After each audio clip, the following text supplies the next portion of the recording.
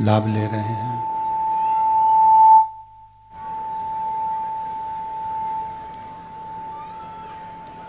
कथा के इस पवित्र अवसर पर कथा मंडप में विराजमान सभी श्रोता भाई बहन, संत, साधु, गुरुजन, तपस्वी जन, साधक जन, उपासक जन, कथा के मुख्य यजमान में स्वर्गीय श्री सुरेश बाबू गोविंद प्रसाद जी जायसवाल एवं स्वर्गीय किशोर चिरंजी लाल जी बौधले जी की पावन स्मृति में ये पवित्र शिव महापुराण की कथा श्रीमती लक्ष्मी देवी सुरेश जी जायसवाल, श्री दीपक जी गोविंद प्रसाद जी जायसवाल, सोदीप्ति दीपक जी जायसवाल, श्री राजकुमार जी सुरेश जी जायसवाल,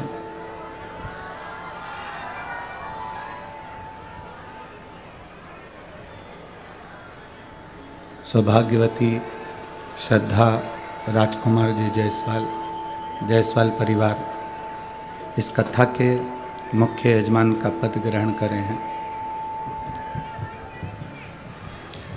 भगवान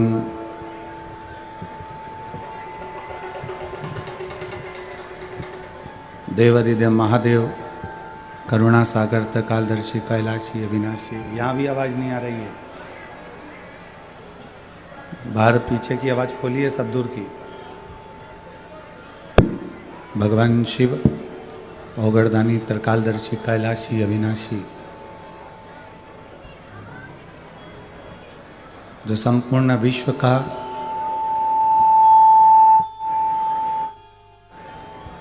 कल्याण करने वाले हैं, संपूर्ण जगत का उद्धार करने वाले हैं।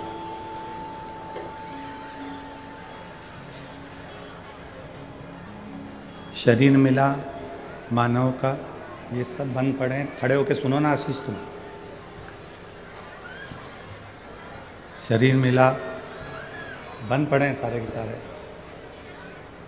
शरीर मिला मानव का, मनुष्य की देह, मानव का शरीर, और जब ये मनुष्य की देह प्राप्त हुई है,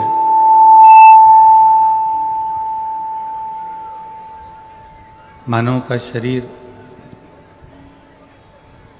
यदि प्राप्त हुआ है तो वह व्यर्थ गंवाने के लिए नहीं हुआ।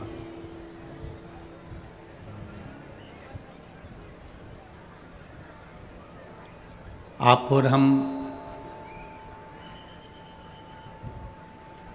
बड़ी मुश्किल से इस मनुष्य के शरीर को प्राप्त कर कर आए हैं।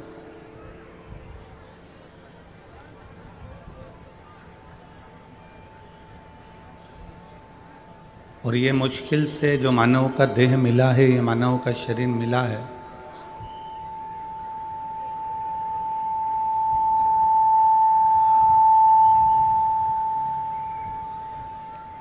ये ऐसे ही समाप्त नहीं किया जाए।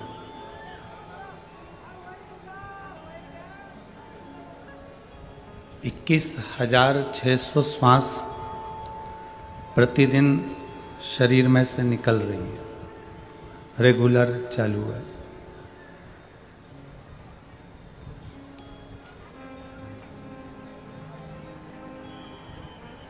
अब वो 21,600 श्वास में से कितनी श्वास तुम्हारी भगवान के ऊपर समर्पित है, नाम कीर्तन में समर्पित है, नाम स्मरण में समर्पित है, नाम जाप में समर्पित है, यह आपके ऊपर निर्भर करता है।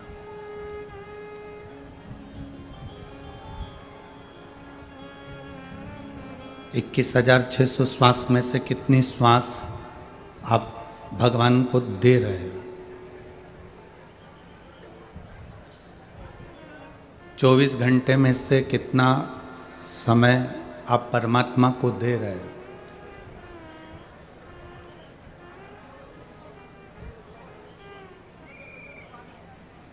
आप पूरा समय भगवान को मत दो, 24 घंटा भी आप परमात्मा को पूर्ण मत दो। रखो अपने परिवार के लिए, अपने कुटुंब के लिए, अपने नातेदारों के लिए, अपने रिश्तेदारों के लिए, अपने लिए समय रखो, हम मना नहीं करेंगे। आप पूरा समय भले आप परमात्मा को मत दो, पर शिव महापुराण की कथा कहती है कि इतना समय परमात्मा को जरूर देना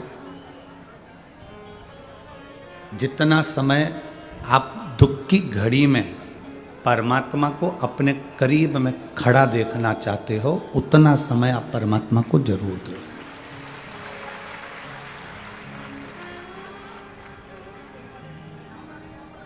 उतना समय आप परमात्मा को जरूर दीजिए। जितना समय आप परमात्मा को आपके सामने देखना चाहते हो, जितना दुख की घड़ी में आप खड़ा होना चाहते हो,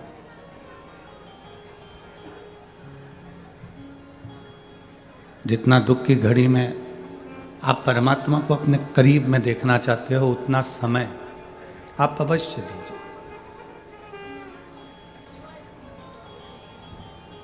ये मनुष्य की देह जब से संसार सागर में आई, तब से आज तक आदान और प्रदान का जीवन जी रहा है मनुष्य।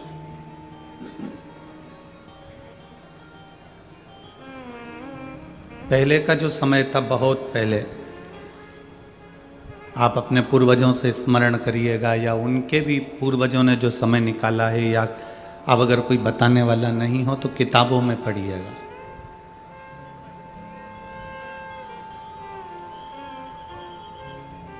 किताबों में अध्ययन करिएगा। जब आप किताबों में अध्ययन करेंगे तो आपके स्मरण में आएगा कि पहले का समय और आज का समय दोनों आदान प्रदान का रहा। किसान के पास में फसल होती थी, ज्वार मक्का होती थी। किसान के पास में जो फसल होती थी वो कपड़े वाले को देता था, उससे कपड़ा ले लेता था।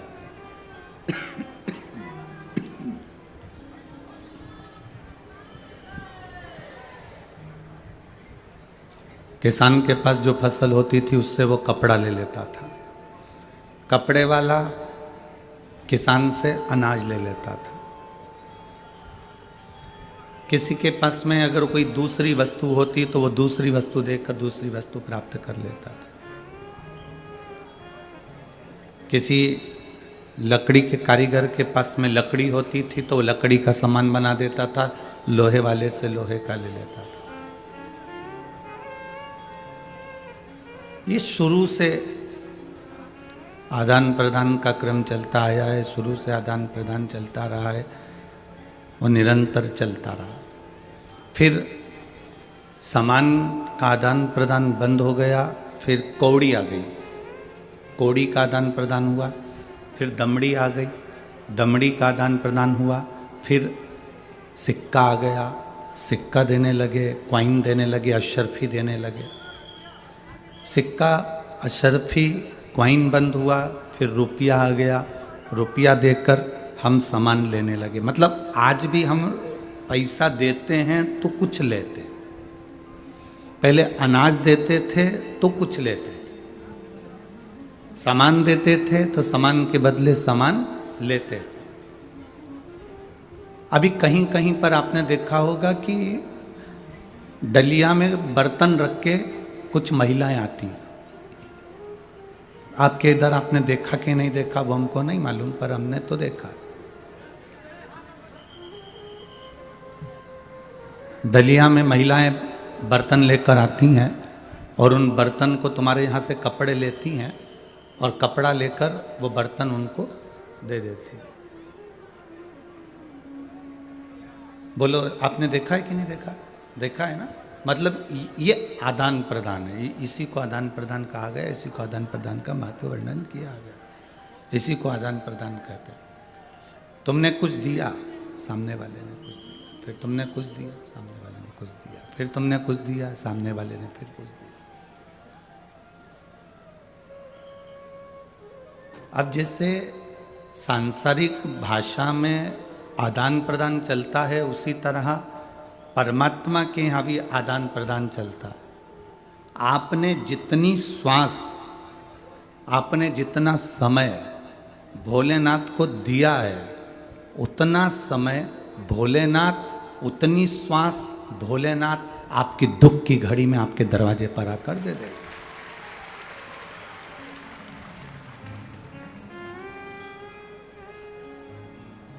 बस ये आदान प्रदान है, इसको आदान प्रदान कहा गया है।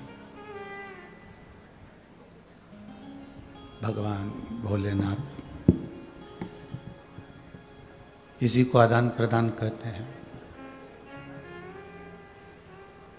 आपने अगर एक लोटा जल देवाधिदेव महादेव को दिया है तो महादेव ने आपकी जिंदगी में सारे सुख प्रदान कर दिए, सब दुख समाप्त कर।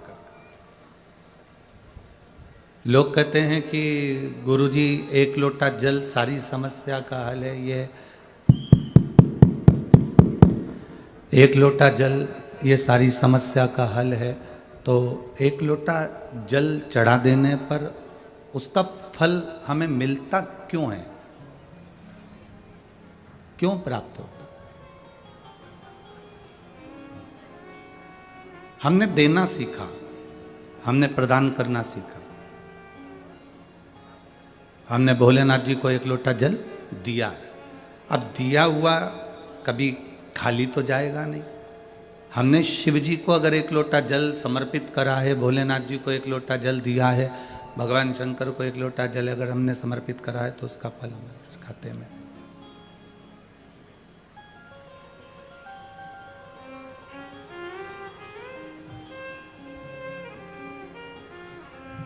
गला पकड़ रहा है बहुत तेज, कैसे बोले माइक पे?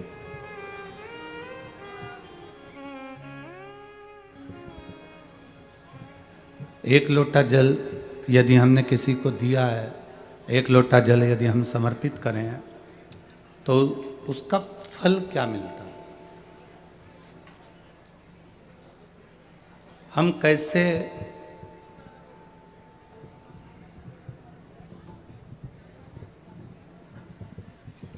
उस जल को समर्पित करते हैं, और जिस भाव से हम जल को समर्पित करते हैं उसका फल हमारे खाते में आता ही है।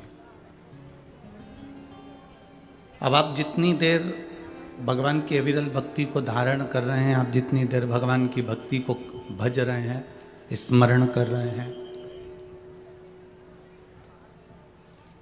जितना समय आपने परमात्मा को दिया उतना आपकी जिंदगी में परमात्मा ने आपको देना है। चलो और सरल भाषा में उसको समझें। दिवाली आती थी, अब यहाँ पर महाराष्ट्र का तो हमको नहीं मालूम, पर हमारे मध्य प्रदेश का हमको मालूम है।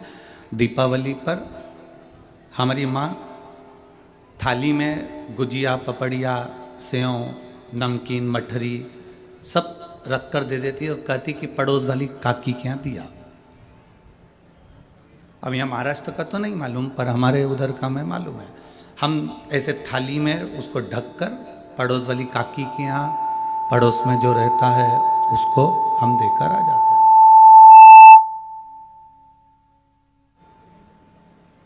पड़ोस में जो रह रहा होता है हम उसको दे देते हैं। अब पड़ोस में जो रहता है उसको हमने दिया। अब वो जो काकी के हम जो प्लेट भरकर सामान देकर आए ना, फिर वो काकी भी क्या करती थी, जम के तो बोलो जरा, वो भी प्लेट भरकर हमारे यहाँ भेजती थी। आपने देखा है कि नहीं देखा? सबने देखा है ना। ये अपना स्वयं के अनुभव से हम आपको समझाने का प्रयास कर। हमने काकी जी के यहाँ दिया तो काकी जी ने हमारे यहाँ दिया, हमने बुआ जी के यहाँ दिया तो बुआ जी ने हमारे यहाँ दिया। शादी में गए, हमने अगर 500 का लिफाफा दिया तो उसने लिख के रखा और हमारे यहाँ की शादी में भी उसने 500 का लिफाफा दिया। अब इसी बात को हमें पकड़ कर रखना है कि हमने अगर भगवान का नाम लिया है, भगवान का नाम जाप किया है, भगवान की अविरल भक्ति धारण करी है, भगवान का स्मरण किया है, तो ये मान कर चलना कि तुमने भगवान को समय दिया है तो परमात्मा भी तुम्हें एक ना एक दिन समय निकाल कर देगा ही, ये निश्चित है, पक्का।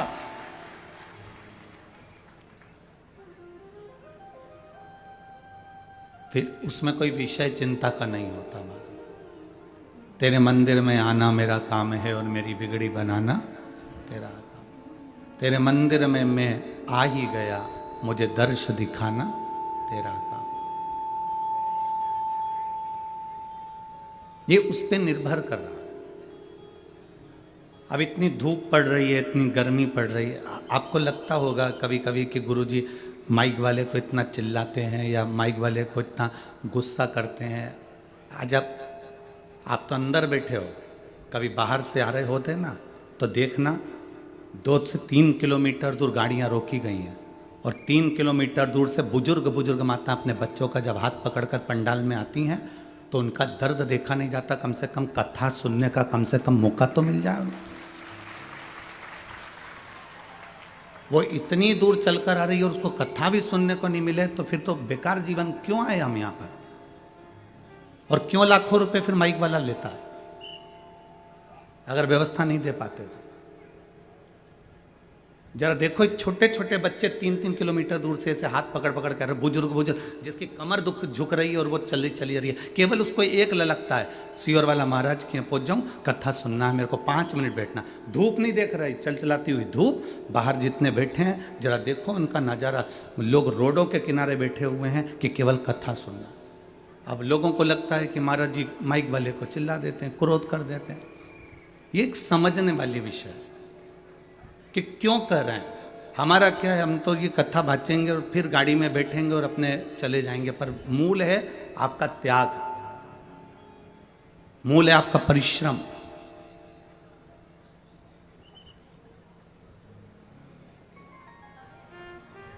एक स्मरण का जीवन आनंद में, अविरल भक्ति का जीवन जी।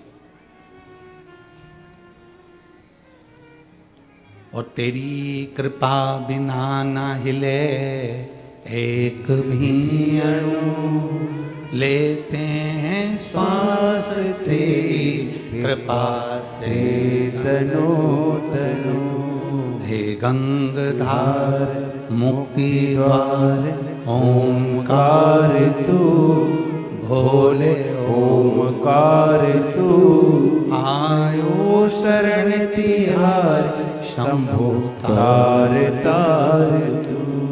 बखान क्या करूं मैं राखों के डेरे का, चपटी भभूत में है खजाना कुबेर का। हे गंगाधार मुक्ति द्वार ओंकार तू, भोले ओंकार तू, आयो शरण तिहार शंभो तार तार तू।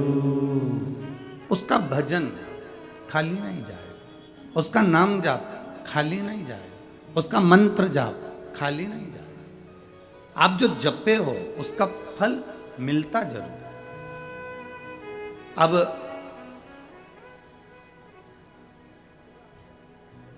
रोड के किनारे किनारे चलकर देखना, रोड के किनारे किनारे जितने पेड़ लगे होते हैं उन पेड़ों पर वन विभाग वाले कलर पोत देते हैं। देखा है आप लोगों ने? उन रोडों के किनारे पर जितने पेड़ लगे हुए हैं, जितने वृक्ष लगे हैं, उस पर उन्होंने कलर पोत दिया। कोई पे सफेद, वन विभाग का जो भी कलर होता है वो उस पर पोत दिया जाता है। अब जब कलर पुत गया पेड़ के ऊपर, वृक्ष के ऊपर कलर पुत गया, तो वो पेड़ किसका हो गया? वो तुम्हारा है क्या? जम के तो बोलो नहीं। किसका है? सरकार का। वन विभाग का हो गया, सरकार का हो गया। सरकार ने इसीलिए तुम जब बोर्ड डालने के लिए जाते हो तो तुम्हारी उंगली पे भी कलर लगा दिया जाता है कि तुम इतनी देर के लिए सरकार के हो। जब तुम्हारी उंगली पर कलर लगाया तो उतनी देर तुमने मतलब सरकार का काम किया, तुमने वोटिंग करी, उतनी देर तुम सरकार के हो। पेड़ पर कलर लगा दिया, वृक्ष पर कलर लगा दिया, वृक्ष पर कलर पोता तो ये मालूम पड़ जाता है कि यह सरकार का है। उसी तरह जैसे पेड़ पे कलर देखकर पहचाना जाता है कि यह सरकार का है, उसी तरह हमारे गले में जब रुद्राक्ष की माला होती है या तुलसी की माला होती है या मस्तक पर तिलक होता है तो पहचान जाता है कि यह भोले नाथ का है। पेड़ सरकार का है तो अपन भी उस सरकार के, अपन भी उस परमात्मा के।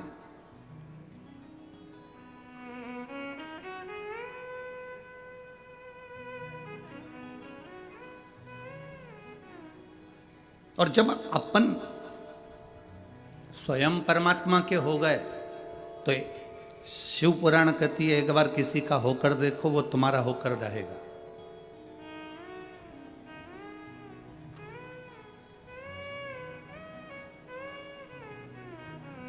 एक दरवाजे पर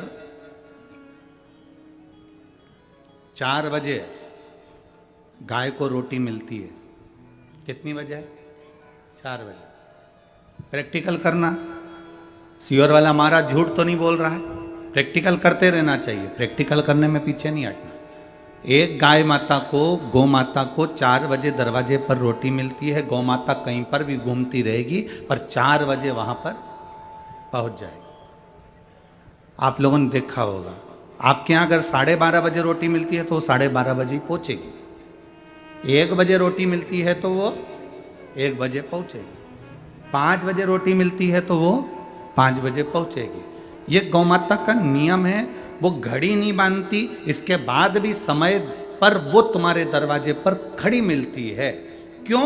क्योंकि तुमने उसको रोटी दी तो वो अपना कर्जा चुकाने के लिए, अब वहाँ दरवाजे पर रोटी मिले चाहे ना मिले, वो 4 बजे आकर खड़ी हो गई। खड़ी हो गई, उसने तुम्हारे घर की ओर मुख करा, तुम्हारे घर की ओर देखना प्रारंभ करा।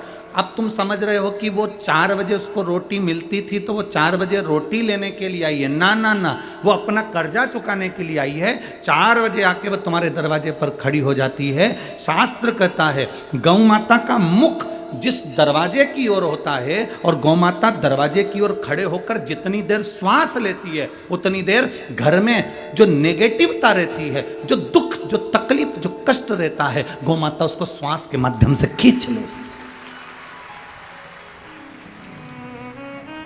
अब तुमको क्या लग रहा है कि वो 4 बजे रोटी मिलती थी इसलिए वो 4 बजे आ गई, 5 बजे रोटी मिलती थी तो 5 बजे आ गई। तुम भले रोटी मत दो, वो 4 बजे आके खड़ी होकर अपना कर्जा अदा करेगी, अपना कर चुकाएगी, अपना जो फर्ज है वो पूर्ण करेगी। अर्थात तुम्हारे घर के दुख को, तुम्हारे घर के तकलीफ को, तुम्हारे घर के कष्ट को वो गौ माता खींच लेगी।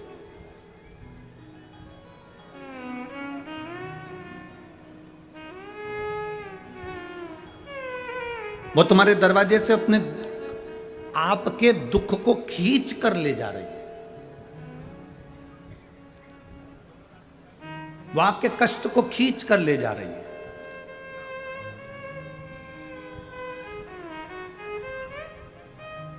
और कृपा की ना होती जो आदत तुम्हारी तो सुनी रहती अदालत तुम्हारी। गरीबों के दिल में जो जगह तुम न पाए तो किस दिल में होती इबादत तुम्हारी, तो किस दिल में होती इबादत तुम्हारी। यदि आप परमात्मा का भजन कर रहे हो तो परमात्मा ये नहीं देख रहा कि तुम सेठ हो कि गरीब हो कि अमीर हो कि साधारण हो, उसने ये नहीं देखा।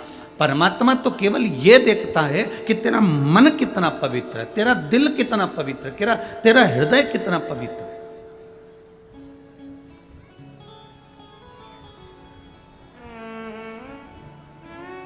ए मेरी वनी की जीजियों और मेरे वनी के जीजाओं, बहुत सावधानी से सुनना। घर में मंदिर बनाना सरल है। पत्थर का खरीद लाओ, रख दो, लकड़ी का खरीद लाओ, रख दो, फर्नीचर का बना लो, तैयार कर लो। घर में मंदिर बनाना सरल है, शिव पुराण कहती है दिल को मंदिर बनाना कठिन है। घर में मंदिर बनाना सरल है पर दिल में मंदिर बनाना कठिन है। इस दिल में मंदिर नहीं बन पाता। कब तक मंदिर है दिल में? जब तक कथा सुन रहे हो तब तक। थोड़ा बहुत जिंदगी में दुख आया कि तुम्हारा मंदिर छार छार, आज के बाद मंदिर नहीं जाऊंगी, भगवान तो मेरी सुनता ही नहीं है, पानी का लोटा उठा के रख दिया, अब नहीं जाऊंगी। पर वो जल चढ़ाया गया तुम्हारे काम आएगा, ये निश्चित। एक पत्र है जिसमें उन्होंने पूरी मेडिकल की रिपोर्ट लगाई है। देखिए अब मेडिकल के कितने पर्चे लगाए हैं वो देखिए आप। पूरी रिपोर्ट है, जितनी लगा सकते थे वो पूरी रिपोर्ट मेडिकल की। उन्हें कम से कम लगभग होंगे 60-70 से ज़्यादा पर्चे मेडिकल के।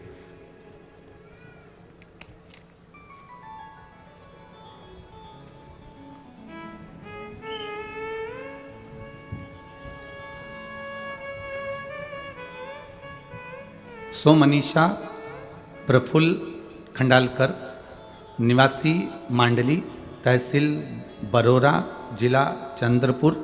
मोबाइल नंबर ये है। कहीं बैठी हो तो हाथ हिला सकती हैं।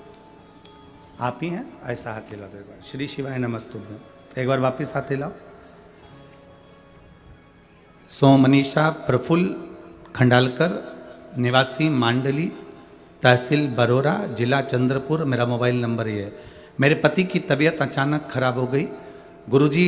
मैं उनको नागपुर न्यू इरा हॉस्पिटल लेकर गई। वहाँ जांच के बाद पता चला कि मेरे पति का लीवर पूर्ण तरह से खराब हो गया है, ऑपरेशन करना होगा। ऑपरेशन का खर्चा लगभग 35 लाख रुपए बताया गया। गुरुजी 90% लीवर खराब हो गया था। आप लोग पर्चा, आप लोग जो पत्र है इसको टीवी चैनल पर पढ़ भी रहे होंगे। खर्चा 35 लाख रुपए बताया गया। गुरुजी 90% लीवर खराब हो गया। मेरे पास दुख का पहाड़ आन पड़ा। तभी मेरी जेठानी नागपुर से शिव पुराण कथा सुनने गई। नागपुर में जब शिव महापुराण की कथा चल रही थी तो वो सुनने के लिए गई और वहां से उस समय पर किसी कारणवश उनका व्यासपीठ पर जाना हुआ और व्यासपीठ के बेलपत्र वो मांगकर लेकर आई। वो बेलपत्र पूरी तो उनको नहीं मिल पाई थी क्योंकि आपके यहाँ व्यासपीठ पर भीड़ बहुत थी। तो बेलपत्री का केवल एक पत्ता उनको मिला था, उसमें से आधा पत्ता उन्होंने मेरे को दिया। अब आधा पत्ता जो प्राप्त हुआ, जेठानी ने वो पत्ता मुझे दिया आधा और आधा खुद ने रखा और कहा ये भैया जी के शरीर पर ये बेलपत्री का पत्ता रखवा देना या उनके पास में रख देना, बाबा अच्छा कर देगा। मैं शिव पुराण की कथा सुनकर आई। हमने कहा वो वेंटिलेटर पर पड़े हुए हैं, अंदर जाने नहीं देंगे। उनका लीवर पूरी तरह से डैमेज हो चुका है, 90% काम कर रहा है और डॉक्टरों के हिसाब से पूर्ण तरह से शरीर बेकार हो चुका है। मेरी जेठानी ने कहा क्यों चिंता करते हो? सियोर वाले महाराज ने रात्रि को 9:15 का एक उपाय बताया है। वो 9:15 वाला उपाय रोज करना प्रारंभ करो, मेरा विश्वास कहता है कि ये ठीक होंगे। हमने रुद्राक्ष मंगवाया, उसका पानी रुमाल गीला कर कर दे देते और वेंटिलेटर पर उनके शरीर पर लगा देते। वो आधा पत्ता जो बेलपत्री का था वो उनके पलंग पर उनके पास में डॉक्टर से पूछ के रखवा दिया गया। रात्रि के 9:15 वाला उपाय करना प्रारंभ करा। जिस दिन हमने पत्ता रखा उसके दूसरे दिन ही बाबा ने ऐसी कृपा करी कि वेंटिलेटर से उतारकर उनको आईसीयू में लाकर भर्ती करा। जब आईसीयू में भर्ती करा तब हमारा विश्वास और जागृत हो गया। फिर हमने 9-15 वाला उपाय करना प्रारंभ करा, जो रात्रि का आपने बताया है वो करना प्रारंभ करा, और रुद्राक्ष का पानी उनके शरीर पर लगाना प्रारंभ करा। अब आईसीयू में हम भी जा सकते थे, उनको बूंद बूंद पानी देना प्रारंभ करा। बाबा की कृपा से आज उनका लीवर फिर काम करना प्रारंभ कर दिया और उनका लीवर पूर्ण तरह से काम कर रहा है। मैं बाबा को धन्यवाद देती हूँ। साथ में मैं श्रीमती श्रद्धा जायसवाल जी को और उनके हस्बैंड श्री राजकुमार जी जायसवाल जी को भी धन्यवाद दे रही हूँ कि जिन्होंने शिव महापुराण की कथा यहाँ करवाई और हमको सुनने का मौका दिया। साधुता है आपको, बैठिए। श्री शिवाय नमः, एक हाथ हिला दो। श्री शिवाय नमस्ते। अब ठीक है बाबू, घर आ गए, आनंद, बैठिए। शंभु है, शिव है। एक विश्वास, एक भरोसा, एक दृढ़ता।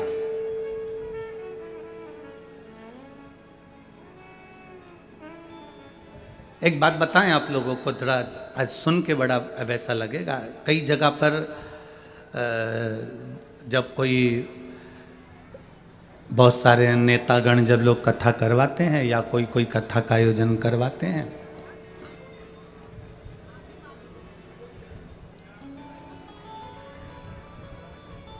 कोई भी कई लोग कथा करवा, अब यहाँ तो हमने नहीं देखा राजकुमार जी, आपके हमने ये नहीं देखा, पर कई जगह कथा करवाते हैं तो जो उनके मिलने वाले आते हैं उनको डालने के लिए रुपट्टा दिया जाता है। किसी किसी को बड़ा बड़ा पुरस्कार भी देना पड़ता है कि ये आए हैं तो इनको ये गिफ्ट दे दो, उनको ये, गुरुजी आप हाथ लगाकर इनको ये दे दें।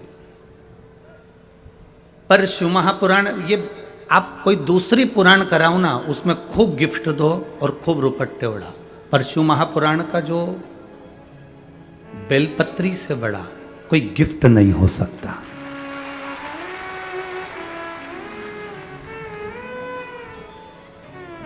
शिव महापुराण का इस बेलपत्र से बड़ा कोई गिफ्ट नहीं हो सकता।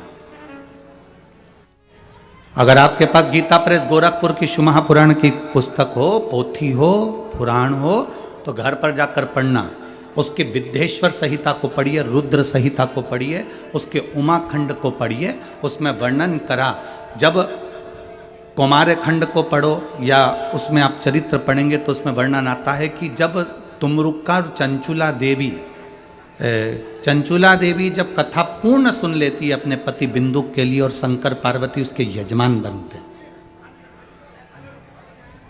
शिव पार्वती उसके यजमान है, और यजमान बनने के बाद जब पुराण पूरी हो जाती है, पूरी,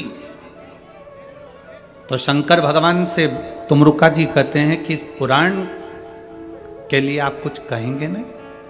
शंकर भगवान ने कहा, इस पुराण पर मैंने प्रतिदिन बेलपत्र समर्पित करी। सुनो तुमरुका जी, ये बेलपत्र किसी औषधि से कम नहीं होगी, और विराम दिवस की जो बेलपत्र होती है वो कुबेर के खजाने से कम नहीं होती है। ये स्वयं शिव महापुराण के गीता प्रेस गोरखपुर की पुराण लेकर आओ, उसको पढ़ो, उसमें स्पष्ट लिखा हुआ है।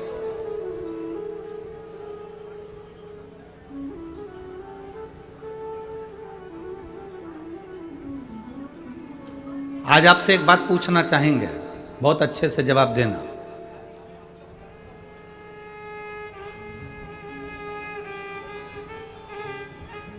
आप किसी के यहां जाएं, शादी में, फंक्शन में,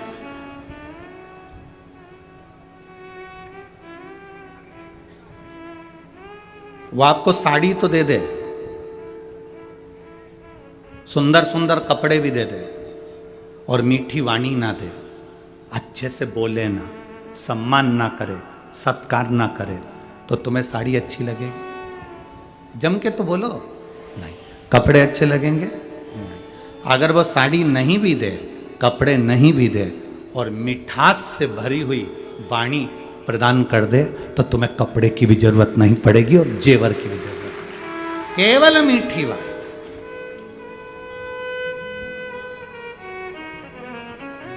केवल एक प्रेम के शब्द पे, केवल एक स्नेहवश शब्द का संबोधन।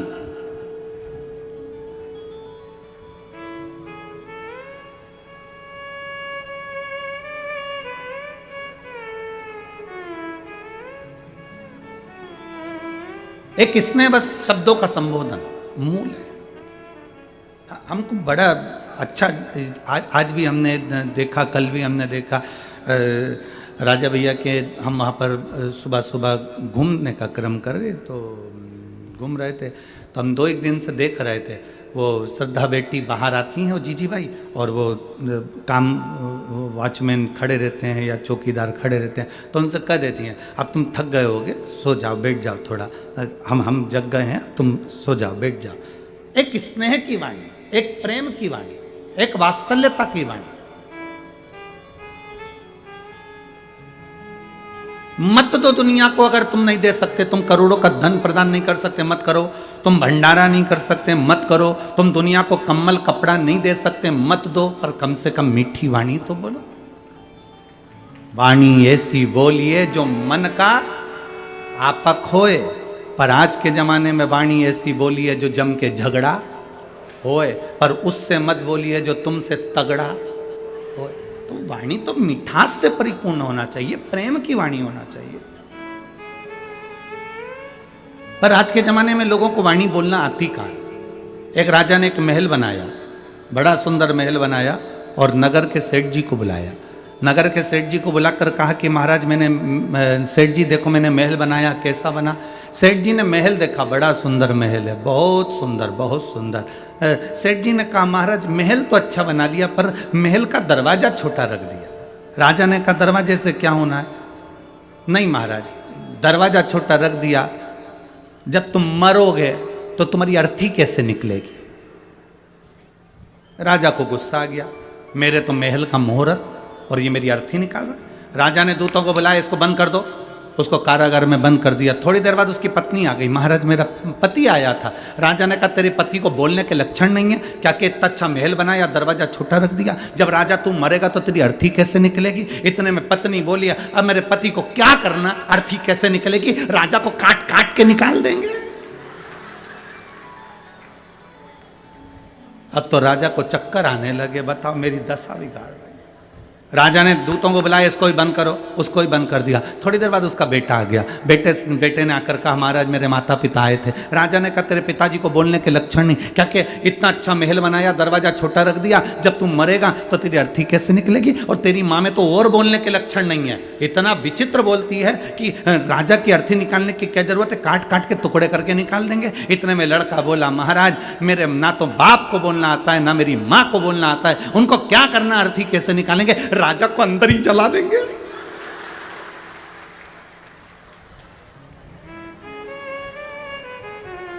राजा चक्कर खा के नीचे गिर गया।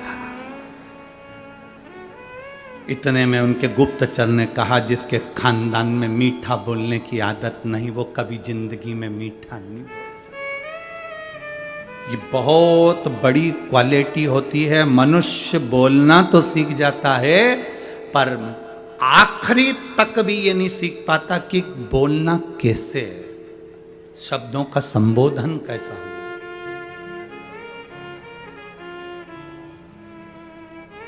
मीठी वाणी बोलो, प्रेम की वाणी बोलो, स्नेह की वाणी बोलो। दुनिया कितनी भी ताना दे, कितनी भी गालियां दे, कितनी भी अपशब्द कहे, कितना भी कुछ कहे, आप अपने मिठास को देने में कमी मत करो। प्रेम दोगे, प्रेम मिलेगा। नफरत दोगे, नफरत मिलेगी। भजन दोगे, भजन मिलेगा। भोजन दोगे, भोजन मिलेगा। जल दोगे, जल मिलेगा। और एक बात बहुत पक्की है, पेड़ के नीचे पानी डाला जाता है तो वृक्ष बड़ा होकर छाया देता है, फल देता है, पत्ती देता है, फूल देता है। उसी तरह शंकर के शिवालय में शिव जी के ऊपर एक लोटा जल डाला जाता है तो वो भी अपनी छत्र छाया में तुम्हें रख लेता है। बोल बम का नारा है, सारी समस्या का हल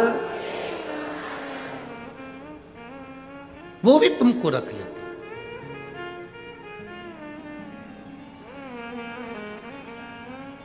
वो अपने भीतर तुम्हें संजो कर रखता है। और मैंने तेरे ही भरोसे बाबा, तेरे ही भरोसे से हवा बिच उड़ती जावांगी, बाबा डोर हटो छठीला मैं कटी जावांगी।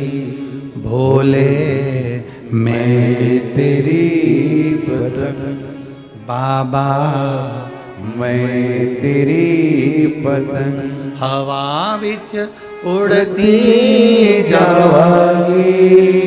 बाबा डोर हटो छठीला मैं कटी जावांगी। हम जब उसके करीब पहुंच गए तो वो हमारा हो गया, हम उसके हो गए।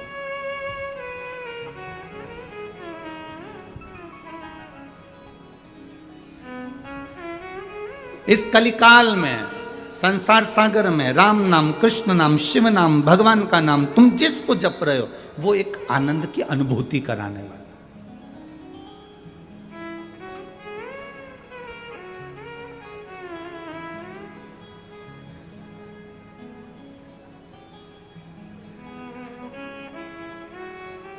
वो एक आनंद की अनुभूति कराने वाला। जाया करो, शिव के दरवाजे पर जाने से कभी मुख मत मोड़ो। तुम ये मत सोचना कि अभी हमारा काम नहीं हो रहा। कई लोग कहते हैं गुरुजी पशुपति व्रत करना है, कौन सा मुहूर्त अच्छा रहेगा। कई लोग कहते हैं गुरुजी 16 सोमवार का व्रत करना है, कौन सा मुहूर्त अच्छा रहेगा।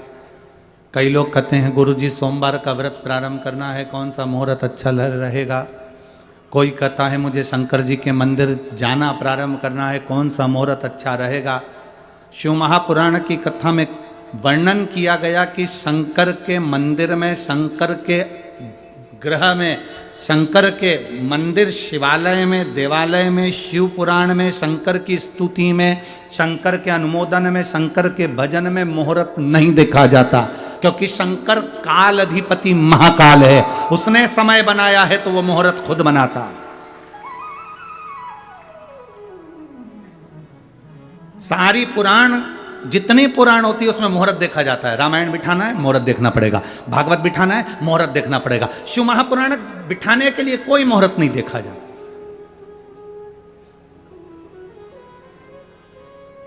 शिव महापुराण का कोई मुहूर्त नहीं है, भगवान के नाम जपने का कोई मुहूर्त नहीं है, भगवान के भजन करने का कोई मुहूर्त नहीं है।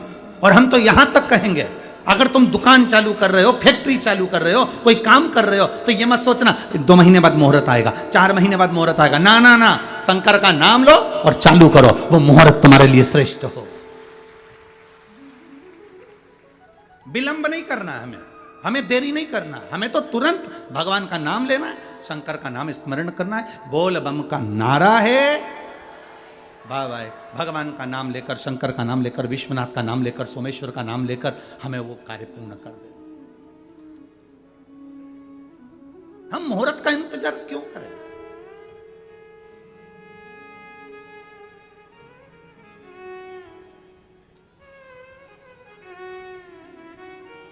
काल करे सो, जम के बोलो जरा, तुम लोगों को तो आता होगा। काल करे सो, आज करे सो, पल में परलय हो जाएगा, और शिव नाम जपेगा कब? जब मिल जाए, जब स्मरण हो जाए।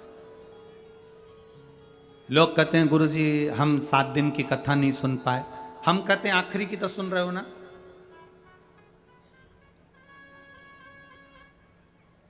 हम आखिरी दिन भी नहीं आ पाए और बीच में आ जाए, जो तुम्हें समय मिले, जैसा तुम्हें समय मिले। गुरुजी टीवी के सामने भी हम इतनी देर नहीं बैठ सकते, तो हम चलते फिरते सुन ले, बिल्कुल। कौन ने मना करा? यमराज आएगा तो ये देखकर आएगा कि तू सोफे पे बैठी है। बोलो, यमराज जी कहेगा कि तू रोटी खा ले इसके बाद लेकर चलूंगा? यमराज जी कहेगा कि तू गाड़ी में से उतर जा इसके बाद लेकर चलूंगा?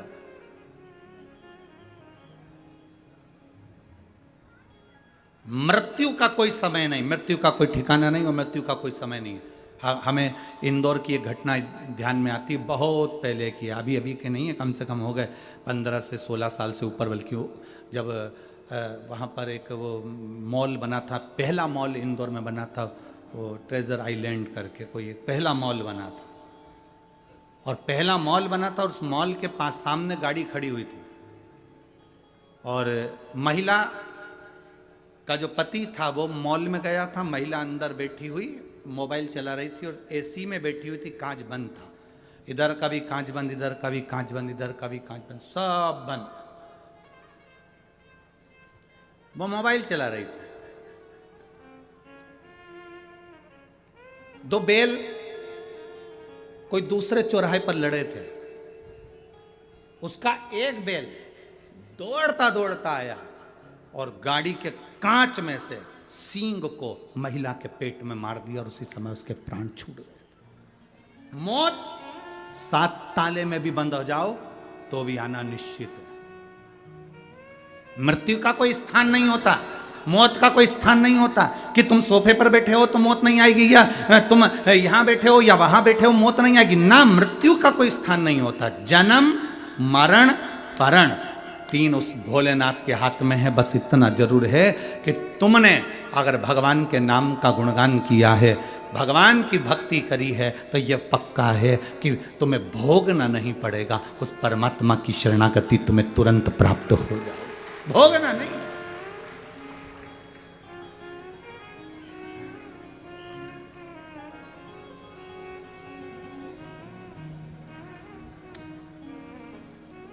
आप लोगों में से कोई कभी किसी हॉस्पिटल में, ऐसे हॉस्पिटल में गए हो जिस हॉस्पिटल में जाने पर अगर आप दर्द का दर्शन करेंगे तो शायद आप भी कहेंगे इनकी मृत्यु क्यों नहीं आ जाती।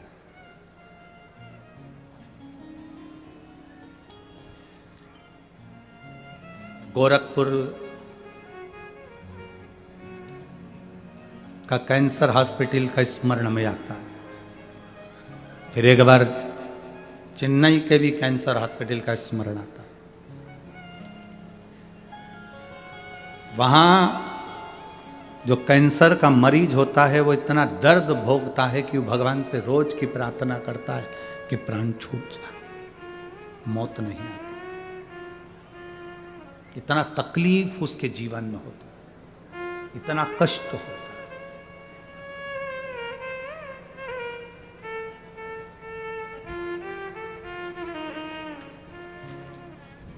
परिवार के लोग हमसे कहते हैं गुरुजी कोई उपाय। हम उनसे एक ही बात कहते हैं, देखिए उपाय तो बस केवल एक है, 1 लोटा हम शंकर को समर्पित करें, रुद्राक्ष को तांबे के कलश में गलाकर शिव जी को चढ़ाकर उसका जल जितना आप पी सकते हैं, 2 बूंद 4 बूंद शरीर पर लगा सकते हो, वो आपको सुख देगा। इस पत्र में इस बहन ने रिपोर्टें लगाई और साथ में नीचे लिख दिया,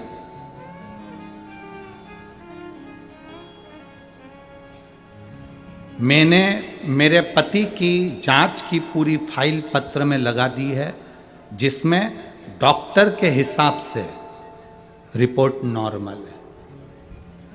आश्चर्य में डॉक्टर भी पढ़ता है कि ऐसा कौन सा पुण्य उदय हो गया हमारा, पुण्य कौन सा प्रबल हो गया हमारा।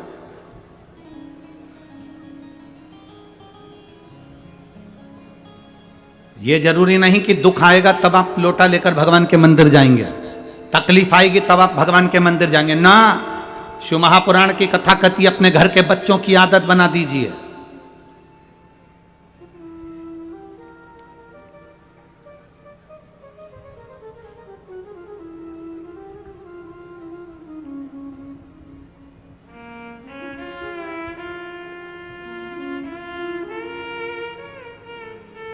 जितनी मेरी माताएं बैठी और जितनी मेरी जीजियां बैठी और जितने मेरे जीजा बैठे, आप माता भी और पिता भी हो।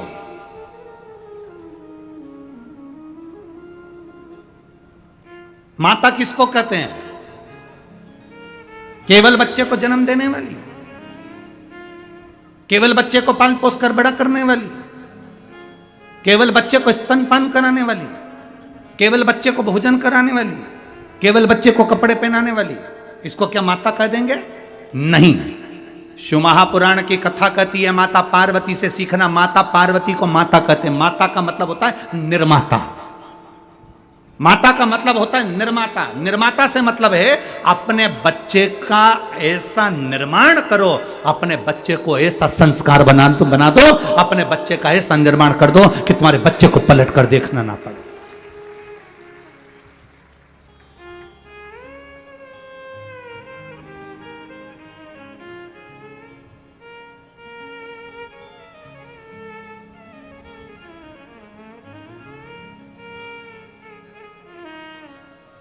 अपनी बीबी के लिए महल बनाने वाले तो ढेर सारे राजा हुए, आगरा में भी चले जाओ एक है,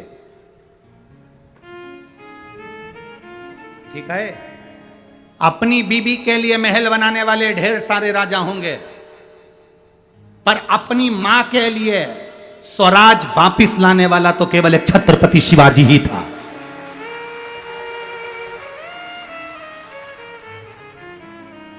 अपनी माता के लिए स्वराज लाने वाला, अपनी मां के लिए वापिस राज्य लाने वाला, अपनी माता के लिए स्वराज्य की स्थापना करने वाला तो केवल छत्रपति वीर शिवाजी ही थे। बीबी के लिए तो कोई भी महल बना लेगा, बीबी के लिए महल बना लेना सरल बात, कोई भी पर अपनी माता के लिए स्वराज, अपनी माता ने कह दिया कि मुझे ये चाहिए, मतलब ये मेरा महल मुझे चाहिए तो चाहिए। और छत्रपति शिवाजी महाराज ने कह दिया मां सेना बहुत है उसके पास में, मेरे पास इतनी सेना नहीं है मां, मेरे पास इतनी सेना नहीं है मां, कैसे जाऊंगा कैसे लाऊंगा।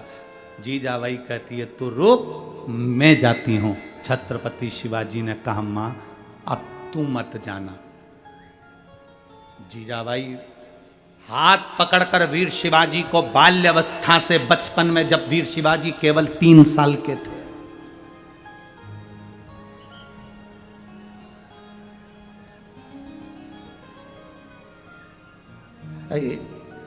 हमेशा कथा जैसे यहाँ काशी शिव महापुराण कथा चल रही है, कभी कोई शिव पुराण कथा होती है, एक बार मन है इसी महाराष्ट्र की धरा पर एक बार वीर शिवाजी शिव महापुराण की कथा कर भी जाऊंगा। छत्रपति वीर शिवाजी शिव पुराण की कथा भी इस पवित्र भूमि पर महाराष्ट्र की, और प्रयास करेंगे जहां शिवाजी महाराज का समय अधिक बीता होगा, जहां उनका जन्म काल, जहां उनका राजपाट का स्मरण हुआ होगा, वहीं उसी भूमि पर प्रयास करेंगे कि एक बार छत्रपति वीर शिवाजी शिव महापुराण का कथा का भी स्मरण किया। 3 वर्ष की आयु थी वीर शिवाजी महाराज की, मात्र 3 वर्ष की आयु, और छत्रपति वीर शिवाजी 3 वर्ष की आयु में मां का हाथ पकड़कर शंकर के शिवालय जाकर लोटा भर के जल चढ़ाते थे। मां निर्माता है, माता माता नहीं, माता जम के बोलो जरा, निर्माता है। अपने बच्चे को तुम्हें क्या बनाना है ये तुम्हारे ऊपर निर्भर करता है।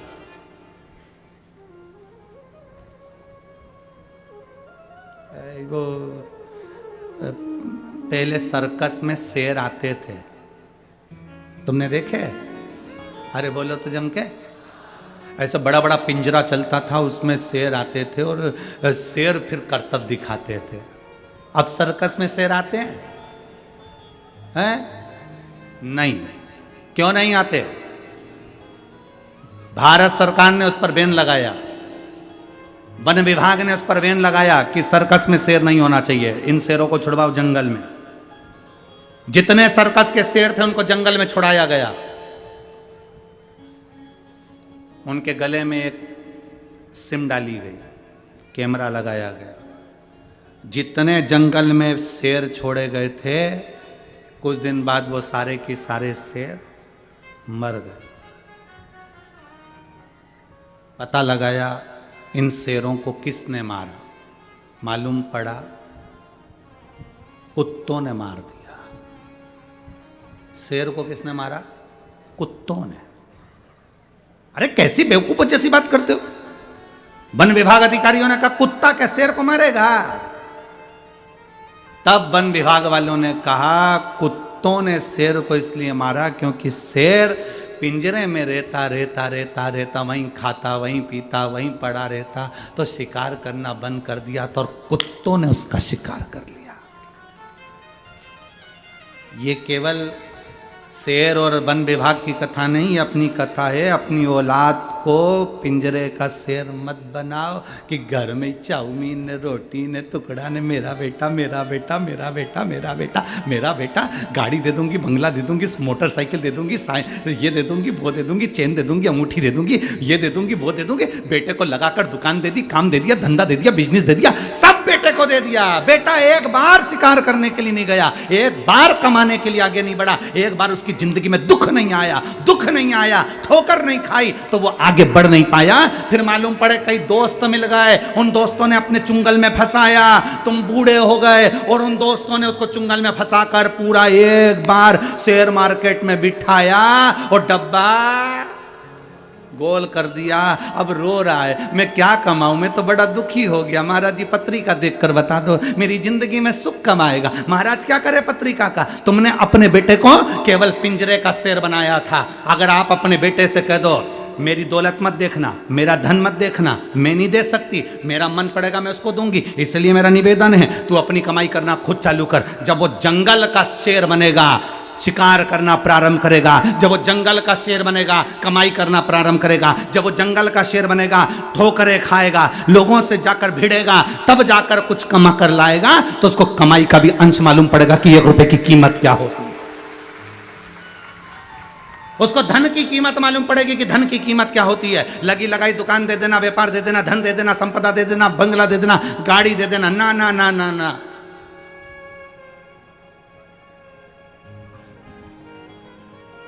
अपनी जिंदगी में कुछ अच्छा करने का प्रयास। मैं राजा भैया आपको धन्यवाद दूंगा, श्रद्धा बेटी आपको भी धन्यवाद दूंगा। आपने अपनी जिंदगी में अपने धन का सदुपयोग करा। बनी में करोड़पति बहुत सारे होंगे, ढेर धन होगा, ढेर संपदा होगी, पर जोड़ जोड़ के केवल बच्चों को दिया। कभी जीवन में एक बार सत्कर्म नहीं कर पाए। कम से कम बनी का इतिहास रच दिया आपने, शिव पुराण की कथा करवा। ये बनी का इतिहास रच दिया कि बनी जैसे क्षेत्र में भी शिव महापुराण की कथा हो सकती है, कोयले की इस खदान में भी हीरा प्रकट हो सकता है। ये बनी के इतिहास में तुमने सिद्ध कर दिया। जोड़ा जोड़ा जोड़ा जोड़ा। हम तो ये भी नहीं कहते कि तुम किसी महाराज को दे दो, हम तो ये भी नहीं कहते कि तुम किसी को दो, हम तो ये कहते हैं अपने ऊपर तो खर्च करो, अच्छा खाओ पियो मौज करो। तुम्हारा बेटा एप्पल का मोबाइल लेकर घूम रहा है, तुम्हारा बेटा कौन सी बुलेट आती भट भट फटाका फोड़े, कौन सी रे हैं, कौन सी कंपनी की है, रॉयल कंपनी की। हाँ, ना जाने कौन कौन सी कंपनी की बुलेट लेके घूम रहा, 1.5 लाख की। और पिताजी ने मालूम पड़ा कपड़े उतारे तो बनियान में 40 छेकड़े।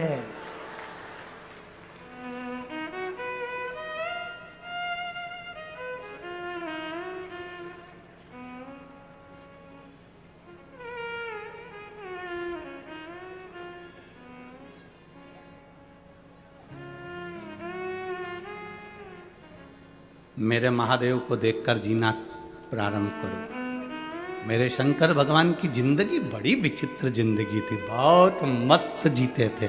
उनके चेहरे पे कभी उदासी रही नहीं। मेरे भोलेनाथ जी के जितने फोटो देखोगे उसमें हल्की सी मुस्कुराहट देखोगे, वो हंसता ही रहता है। कई लोग हमसे भी कहते हैं तुम कथा करते करते दांत क्यों दिखाते रहते हो, तुम्हारी एक भी फोटो ऐसी नहीं आई जिसमें तुम्हारे दांत नहीं है। जब देखो, जब तुम्हारे जितने फोटो बनते उसमें तुम मुस्कुराते ही दिखते हो। तो यहाँ तो रामचरितमानस में कोई यशोदा जी, कौशल्या मैया राम जी से कहती है माता पुनि बोली सोमति डोली तजौताते अरूपा की जैसे सुलीला थी प्रिय शीला यह सुख परम अनुपा। माता कौशल्या कर रही हैं, सुनी वचन सुजाना रोदन ठाना। कौशल्या जी राम जी से कह रही हैं कि राम तुम रो। राम जी कहते हैं माँ मैं भगवान, मैं काय को रोऊं। कौशल्या जी कहती हैं पृथ्वी पर जो जन्म लेता है उसको रोना पड़ता है, बच्चा नहीं रोता तो डॉक्टर सिस्टर चिमटी मार ठोक कर रुलाते हैं। जन्म के समय पर बच्चे को रोना जरूरी है। क्यों रुलाते हैं? क्योंकि आज से रोएगा तो मरेगा तब तक रोना पड़ेगा, इसलिए रो। पर शिव महापुराण रोना नहीं सिखाती। इसलिए तो शंकर भगवान अजर अमर हैं। शिव जी पैदा ही नहीं हुए तो उनको रोने का काम ही नहीं। इसलिए आपसे कहते हैं शिव महापुराण केवल एक ही चीज सिखाती है, मुस्कुराओ, हंसो, प्रसन्न रहो, ठाका लगा। वो योग ऋषि श्री रामदेव बाबा जी भी अपने आश्रम में बैठकर सुबेरे सुबेरे तुमसे यही कहते हैं, हंसते हैं ठाका लगा लगा कर। वो यही तो कहते हैं कि हंसो, हा हा हा, खूब हंसाते हैं। क्यों? उसका कारण केवल इतना सा है कि हाँ, आज के जीवन में मनुष्य की देह में कलयुग में सब कुछ बड़ा, पर स्माइल, प्रसन्नता, चेहरे की हंसी कम हो गई।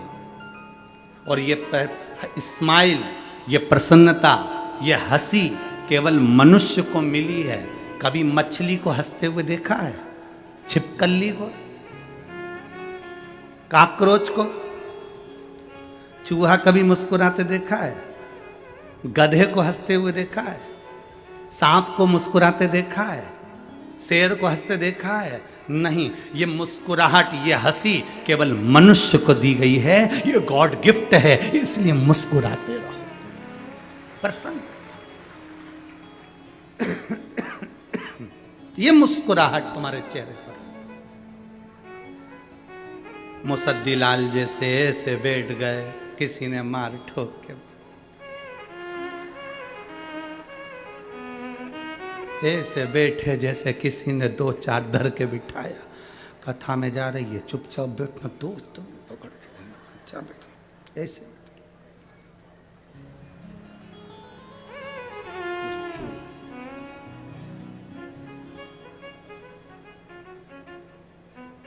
तुम्हारी कोई बेस्ट फ्रेंड भी अगर ऐसी रहे ना, मुसद्दी लाल जैसी,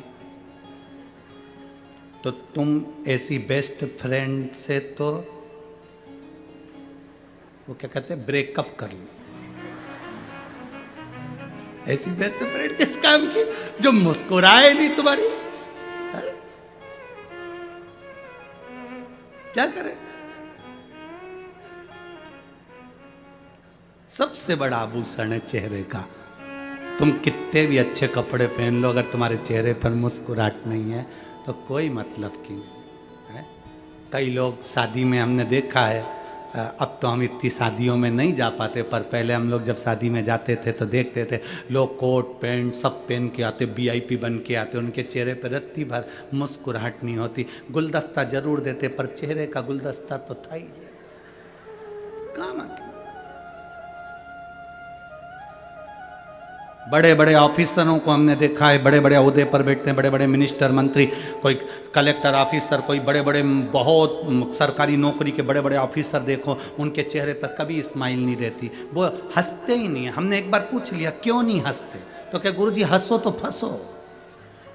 हम अगर हंस देंगे तो हमारे छोटे वाले ऑफिसर को हमारा काम करना पड़ेगा, इसलिए हम उनके सामने हंसते ही नहीं। पर मुस्कुराहट जरूरी है, चेहरे पर हंसी जरूरी है, प्रसन्नता जरूरी है, और वो बहुत जरूरी है, बहुत। तेरे दरबार की बाबा निराली शान देखी है, तेरे दरबार की बाबा निराली शान देखी है। तुझे देते नहीं देगा, पर झोली भरी देखी है।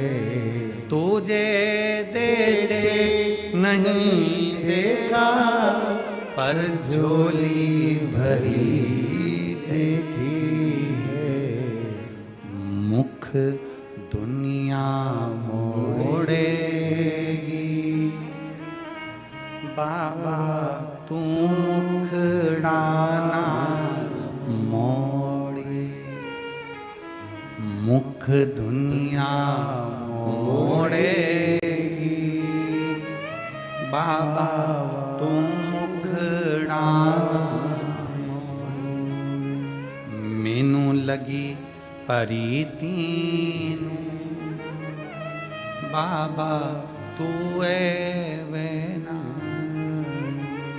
प्रीत लगाओ परमात्मा से। अगर प्रीत परमात्मा से है तो वो मिलन होगा। एक मुस्लिम बेटी ने पत्र लिखा था कल की कथा में दिया था उसने।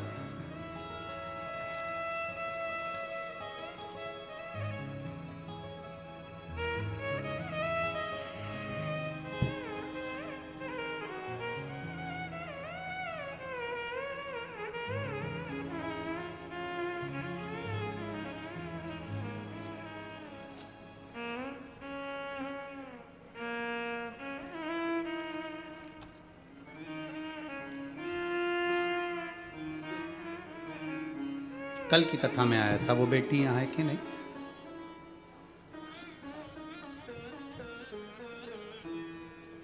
निकिता वेदांत लाजेवर, मुकाम पोस्ट वणी, जिला यवतमाल। श्री शिवाय नमस्तुभ्यम। मैं एक मुस्लिम धर्म की हूँ। मैंने सनातन धर्म के लड़के से वेदांत लाजेवार से विवाह किया है। कहीं बैठी है बेटी? आप ही हैं? आजा आजा बेटा। मैंने एक मुस्लिम धर्म से एक सनातन धर्म के लड़के से विवाह किया। वेदांत लाजेवार से मैंने शादी की है। मेरा ससुराल वालों ने मुझे अपना लिया और मेरा पूरा परिवार मुझे बहुत प्रेम करता। शायद मैंने सोचा भी नहीं था कि मेरे सनातन धर्म में आने के बाद मुझे इतना प्रेम मिलेगा, इतना स्नेह मिलेगा। मैं संपूर्ण सनातनियों को जय हिंद कहती हूँ, जय भारत। गुरुदेव, मैं एक लोटे जल का वर्णन करना चाहती हूँ। मेरा जो बचपन पहले निकला, मेरा जो समय निकला, उस समय पर हम सनातन हिंदू धर्म के किसी देवता से इतना लगाव नहीं था, क्योंकि हम मुस्लिम धर्म अपनाए हुए थे। गुरुदेव, मैं बाबा का क्या वर्णन करूं। शादी के कुछ समय बाद मेरे पति गलत संगत की ओर चले गए।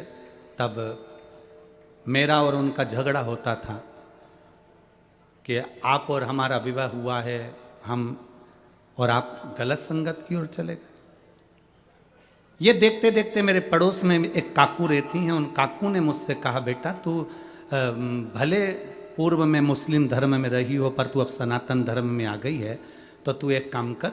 सियोर वाला महाराज कहता है कि शिवजी पर एक लोटा जल चढ़ाना चाहिए। गुरुदेव, मैंने वो 5 वाली काकू के कहने पर महाशिवरात्रि का पूजन किया, पशुपतिनाथ का व्रत प्रारंभ किया। और गुरुदेव, मैंने पशुपतिनाथ का व्रत प्रारंभ कर कर शिवजी को एक लोटा जल चढ़ाना प्रारंभ करा। आज तक मैंने भगवान का ऐसा चमत्कार नहीं देखा था। गुरुदेव, मेरा केवल एक व्रत पूर्ण हुआ और मेरे पति ने मदिरा पीना छोड़ दी। मैं बाबा को यहां प्रणाम करने के लिए आज मैं धन्य हूं। मेरे पति को भी मैं बहुत भाव से प्रणाम करती हूं कि वो भी शिव के भक्त हैं और मैं भी शिव की भक्त हूं, और मेरे जीवन का ये मेरा बड़ा फल प्राप्त करा। मेरा पूरा ससुराल, मेरा पूरा समाज और मेरा पूरा ससुराल आज मुझे बहुत आनंद में रखते हैं, और मेरे पति भी मुझे बड़े आनंद में रखते हैं। मैं साधुवाद देती हूँ। हर हर। आजा बेटा।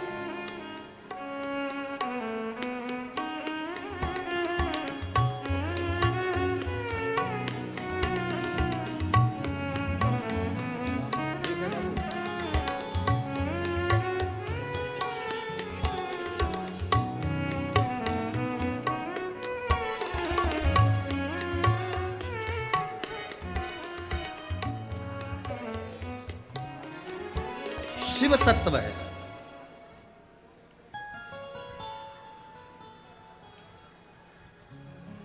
इस बेटी ने एक लाइन लिखी है। मैं आस्था चैनल पर वालों से भी बोलूंगा कि इस लाइन को आप चैनल पर भी जरूर दिखाएं। इस बेटी ने एक लाइन लिखी है, सारे शिव भक्तों को मैं मन से धन्यवाद देती हूँ। श्रद्धा जी आपको, और भैया राजकुमार जी जायसवाल जी आपको। बाबा मेरे जीवन का सनातन धर्म अपनाना सफल हो गया और मेरा जीवन धन्य हो गया। ये लाइन इस बेटी ने अपने भाव को व्यक्त किया। एक बात अपने जीवन में उतार कर रखिए, अपने जीवन में भाव को अपने जीवन में रखिए कि हम जो जिंदगी जिए उस जीवन में, हमने कल भी कथा में कहा था कि शिव भक्ति ये नहीं कहती कि आप कुछ गलत करें। शिव भक्ति ये कहती है कि आप जहाँ रहें वहाँ आपके नज़दीक में, आपके आसपास में, आपके नज़दीक में जो शिवालय, उस शिवालय में एक लोटा जल समर्पित करते। भीतर एक बात उतार कर रख लेना कि आपके अंदर कोई ना कोई गुण जरूर है, इसलिए परमात्मा ने तुमको पृथ्वी पर पैदा करा। अगर गुण नहीं होता तुम्हारे अंदर तो तुम्हें जन्म देता ही नहीं, पहले ही निपटा देता। गुण है तो पैदा कर, बस वही गुण को आपको और हमको प्रकट करना है।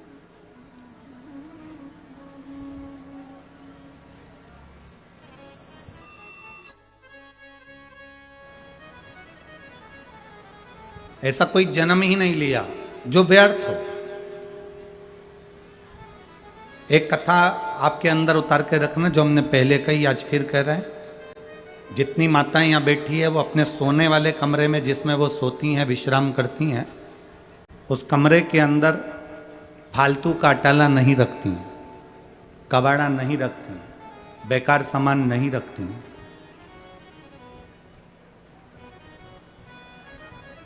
जिसमें वो सोती हैं, जिस कक्ष में वो माताएं विश्राम करती हैं, उसमें अटाला नहीं रखती हैं, उसमें कबाड़ा नहीं रखती हैं।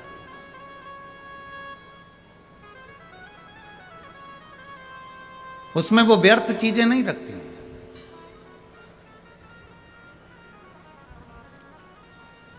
शिव महापुराण की कथा कहती है, जिस कक्ष में माताएं विश्राम करती हैं या सोती हैं, आराम करती हैं, सोते हैं, उस कक्ष में वो कबाड़ा नहीं रखते, बेकार सामान नहीं रखती, कीमती सामान, अच्छा सामान रखती हैं। उसी तरह शिव महापुराण की कथा कहती है कि संसार सागर में, पृथ्वी पर, मृत्यु लोक में, इस संसार सागर में भगवान भी जिसको पैदा करता है, भगवान भी जिसको मृत्यु लोक में जन्म देता है, उस मृत्यु लोक में उसी को जन्म देता है जो कि कीमती होता है या अच्छा होता है या उसमें कोई गुण होता है, वरना पैदा ही नहीं करता। और तेरी कृपा बिना न हिले एक भी अणु, लेते हैं श्वास तेरी कृपा से तनो तनो। बखान क्या करूं मैं राखों के ढेर का, चपटी भभूत में है खजाना कुबेर का। हे गंगाधार मुक्ति द्वार ओमकार तू, भोले ओमकार तू, आयो शरण तिहारी शंभु तार तार तू। ये शिव की उदारता। हमारे बीच में माननीय राजा साहब जी ठाकरे जी की धर्मपत्नी श्रीमती शर्मिला ताई है ना,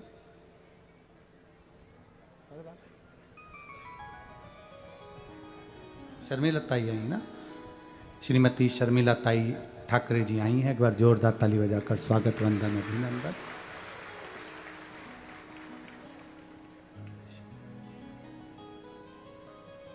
बहुत बहुत साधुवाद जो शिव की कथा में बाबा की रस भक्ति को श्रवण करने आप पधारे, उसके लिए बहुत बहुत साधुवाद। एक बार जोरदार ताली बजाकर स्वागत वंदन। शिव तत्व को धारण कर,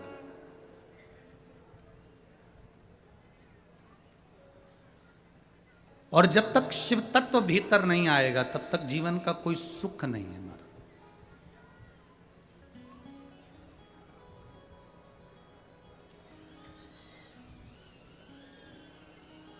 राम जी को प्रसन्न करना हो तो क्या बोलना पड़ता है? जम के बोलो जरा। मान लो राम जी को प्रसन्न करना हो तो क्या बोलना पड़ेगा?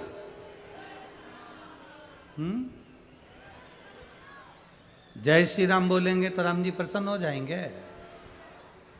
नहीं। हर हर महा, ये शंकर का नाम जब लिया जाता है तो मेरे राम जी प्रसन्न होते हैं। भगवान कृष्ण को प्रसन्न करना है तो हर हर महा, कृष्ण प्रसन्न हो जाते।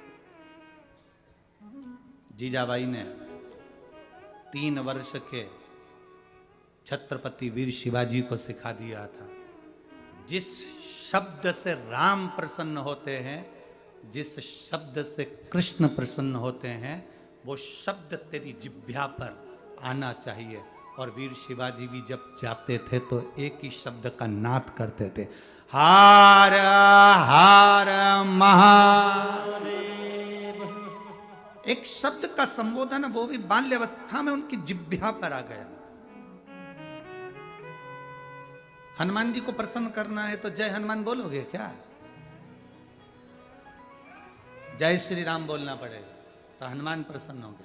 राम जी को प्रसन्न करना है तो हर हर, कृष्ण को प्रसन्न करना है तो हर हर, गंगा जी को प्रसन्न करना है तो हर हर, इंद्र को प्रसन्न करना है तो हर हर, देवी को प्रसन्न करना है दुर्गा भवानी को तो हर हर।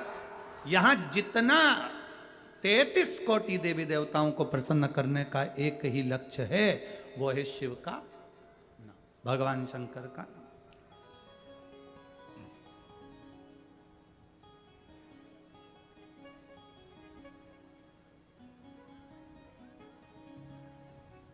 कलिकाल में कैलाश पर्वत से बड़ा कोई लोक नहीं है। कैलाश पर्वत से बड़ा कोई लोक नहीं है, और श्री शिवाय नमस्तुभ्यम से बड़ा कोई श्लोक नहीं है। आप जपो जपो, ओम नमः शिवाय बोलो, राम नाम बोलो, कृष्ण नाम बोलो, शिव नाम बोलो। शिव से बड़ा कोई श्लोक नहीं। जब हम श्री शिवाय नमस्तुभ्यम बोलते हैं तो हम अपनी आत्मा से, चित्त से, मन से, वृत्ति से, शरीर से भगवान के चरणों में झुक गए होते हैं, प्रणाम कर रहे होते, नमन कर रहे।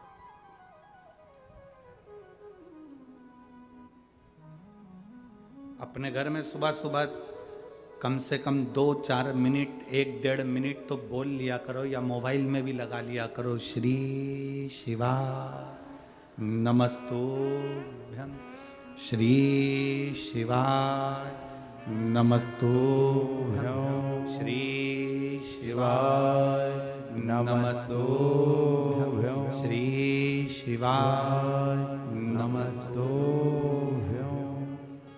बोला करो। 2 मिनट 5 मिनट शिव का नाम लोगे, शंकर का नाम लोगे तो राम भी प्रसन्न होंगे, शंकर का नाम लोगे तो कृष्ण भी प्रसन्न होंगे, शंकर का नाम लोगे तो 64 योगिनियां भी प्रसन्न होंगी, शंकर का नाम लोगे तो देवी भी प्रसन्न होगी।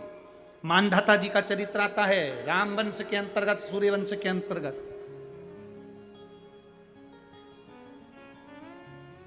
एक चरित्र आया है राजा मानधाता का। शिव कथा कहती है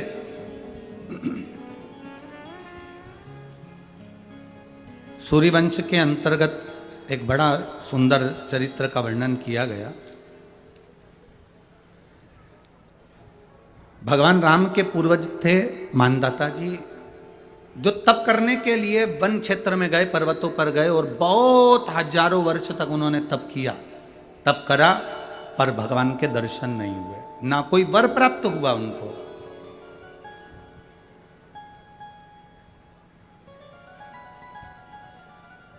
अब मानदाता जी बड़े दुखी हो गए कि मैंने इतना तप करा, मैंने इतनी साधना करी और मुझे उसका फल ही नहीं मिल रहा। मेहनत करो और फल ना मिले तो दिल तो दुखता है, परिश्रम करो और फल ना मिले तो मन तो दुखता है। इतनी दूर दूर से लोग चलकर यहां तक पहुंचे, लाखों की संख्या में आप लोग आए हो, जहां जगह मिल जाए, धूप में, छांव में, पेड़ के नीचे, घरों में, रोडों पर, जहां जगह मिल गई आप वहां बैठ गए, कथा सुन रहे हो।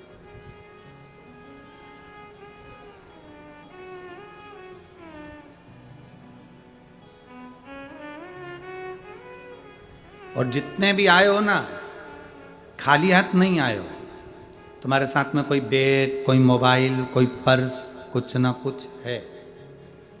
बोलो है कि नहीं? कुछ भी नहीं है तो टोरा टोरी है, छोरा छोरी, वो क्या होता है, मुलगा मुलगी, वो भी है। मतलब तुम कुछ ना कुछ तो लेकर आए हो, पक्का।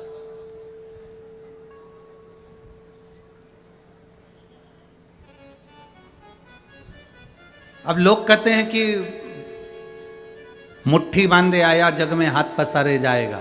शिव महापुराण की कथा कहती है कि मुट्ठी बांधे आया पर हाथ में अपनी मेहनत लेकर आया, अपना कर्म लेकर आया, अपनी लगन लेकर आया, और हाथ पसारे नहीं जाएगा।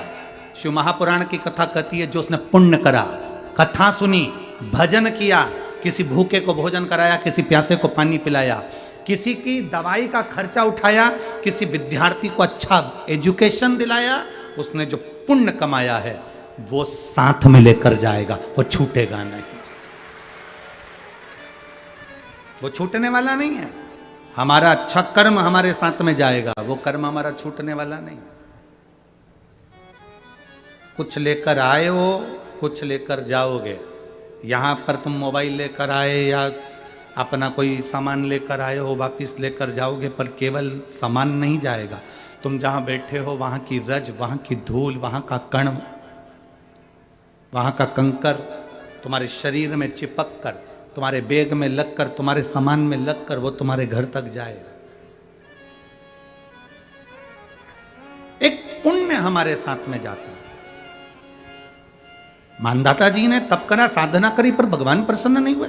हम इतना व्रत करें, साधना करें, तप करें और भगवान प्रसन्न ना हो तो बड़ा दुख होता है। लोग पशुपतिनाथ का व्रत करते हैं, भगवान प्रसन्न नहीं होते तो बड़े दुखी होते हैं। हमने तो 1 बार करा, हमने तो 2 बार करा, हमने तो 3 बार करा, हमने तो 4 बार करा। कोई कोई कहते हैं हम शंकर जी को इतने दिन से जल चढ़ा रहे हैं, हम शंकर भगवान का इतना भजन कर रहे हैं, शिव जी प्रसन्न नहीं होते।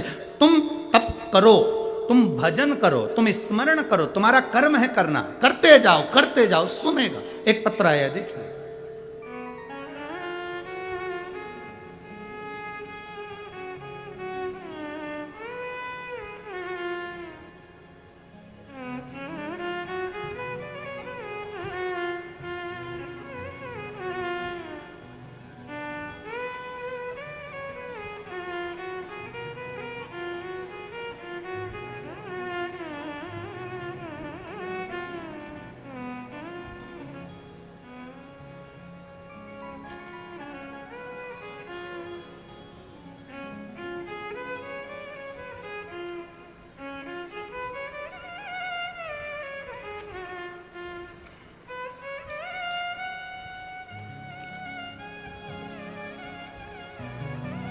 मेरा नाम उज्ज्वला, मेरा गांव नले गांव, मंडल इचोड़ा, जिला आदिलाबाद, तेलंगाना। मेरा मोबाइल नंबर ये है। कहीं बैठी हो तो हाथ हिला सकती हैं, जहाँ कहीं बैठी हो हाथ हिला सकती हैं। मेरा नाम उज्ज्वला, मेरा गांव नले गांव, मंडल इचोड़ा, जिला आदिलाबाद, तेलंगाना। मोबाइल नंबर मेरा ये। कहीं बैठी हैं? अच्छा इधर है, हाथ हिला दो। श्री शिवाय नमस्तुभ्यं। गुरुजी, आज मैं कथा में बैठी हूं, बड़ी खुश होकर बैठी हूं। शायद मेरे बराबर दुनिया में कोई खुशी बाबा ने किसी को ना दी होगी। मुझे ब्रेस्ट कैंसर हुआ था। आजा बेटा, बेलपत्र ले जाना, आ जाओ। मुझे ब्रेस्ट कैंसर हुआ था। मैं हॉस्पिटल में एडमिट थी और कैंसर के हॉस्पिटल में डॉक्टर ने मेरा ब्रेस्ट निकालने का बोल दिया था। अब मेरा ब्रेस्ट निकालने का बोला गुरुदेव। उसी कैंसर के हॉस्पिटल में पोछा लगाने वाली बाई ने मुझसे कहा, जीजी आपको ब्रेस्ट कैंसर हो गया है और आपका ब्रेस्ट निकाल रहे हैं, ऑपरेशन होगा। वो पोछा लगाते लगाते वो बाई बोली कि एक काम करो ना, आपका कोई रिश्तेदार अगर आपके घर पर हो तो उसको बोलकर एक बार शंकर जी का चढ़ा हुआ पानी मंगवाओ ना और थोड़ा सा पियो ना। कौन बोली है ये? जम के बोलो जरा। पोछा लगाने वाली हॉस्पिटल में झाड़ू पोछा करो। मैंने अपने परिवार वालों से कहा कि ऑपरेशन बाद में कराएंगे, पहले मैं पशुपतिनाथ का व्रत करना चाहती हूँ। पशुपति व्रत? हाँ, मुझे एक महिला ने कहा है मुझे पशुपति व्रत करना है और शंकर जी पे चढ़ा हुआ पानी पीना, इसके बाद मैं ब्रेस्ट का ऑपरेशन कराऊंगी, इसके बाद मैं कैंसर का ऑपरेशन कराऊंगी और ब्रेस्ट निकल पाऊंगी। मैं अभी ब्रेस्ट नहीं निकल पाऊंगी, ना मैं अभी कैंसर का ऑपरेशन कराऊंगी। मुझे केवल एक बार पशुपति व्रत कर लेने दो, उसके बाद मेरा ब्रेस्ट निकाल देना, कैंसर का ऑपरेशन कर देना। मेरे परिवार के लोग घर ले गए।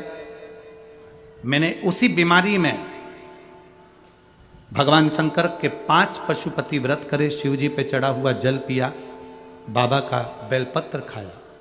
हर रोज मंदिर में जल चढ़ाने जाती हूँ, बाबा का चढ़ा हुआ जल पीती हूँ। बाबा की कृपा ऐसी हुई कि बाबा को मैं जब ऑपरेशन के लिए वापस गई तो उसी हॉस्पिटल में जब मेरी जांच हुई तो मेरा कैंसर नॉर्मल आया, कैंसर समाप्त था। मैं बाबा को प्रणाम करने के लिए आई हूँ। शायद मेरे बराबर कोई भाग्यशाली नहीं होगा, इसलिए मैं बाबा को तेलंगाना से यहाँ आकर प्रणाम करने के लिए आई हूँ। गुरुदेव, मैं बाबा का क्या वर्णन करूँ। गुरुदेव, आज मेरा कैंसर पूरा समाप्त हुआ है। मैं बाबा को धन्यवाद देने के लिए। ये शिव तत्व है, शंभु ओघड़ी।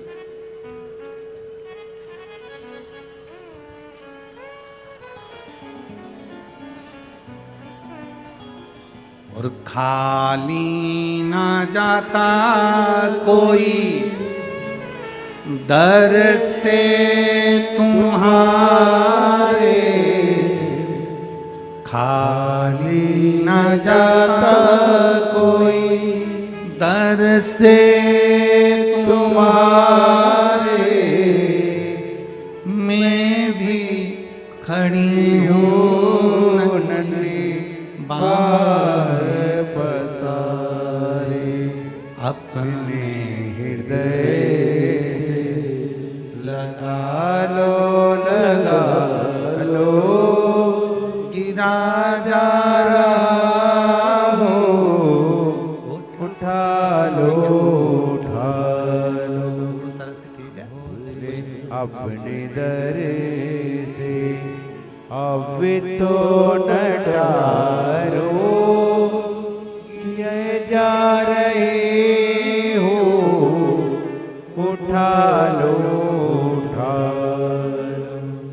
भोले अपने दर से अब तो न डारो, गिरी जा रहे हो, उठा लो। शिव तत्व है, शंभु है तो सब है। शिव नहीं तो कुछ नहीं। एक पत्र और है, देखिए।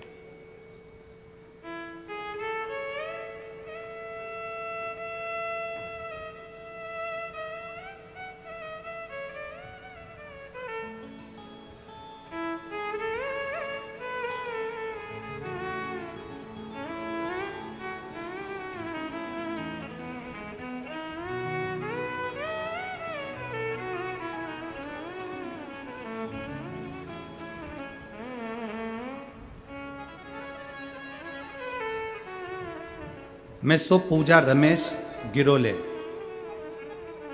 रहना समुद्रपुर, तहसील जिला वर्धा।